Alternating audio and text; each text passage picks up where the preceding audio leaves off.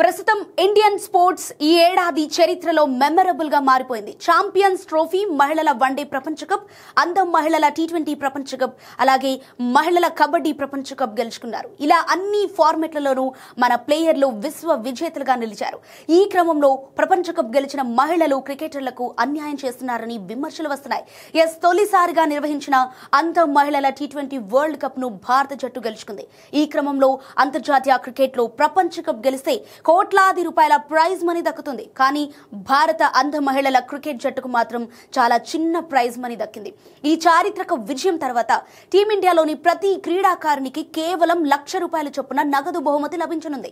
అంతేకాదు ఈ ప్రైజ్ మనీని చింటల్స్ గ్రూప్ అనే సంస్థ ప్రకటించింది. ఈ నేపథ్యంలో అంతర్జాతీయ స్థాయిలో దేశానికి ఇంత గొప్ప గౌరవం తెచ్చిన అంధ క్రీడాకారిణులకు మరింత మెరుగైన ప్రైజ్ మనీ ఇవ్వాలని, చూపులేని వారంటే అంత చిన్న చూపా అని కొందరు అభిప్రాయపడుతున్నారు. వారికి సరైన ప్రోత్సాహం అందించాల్సిన అవసరం ఉందని పలువురు పేర్కొంటున్నారు.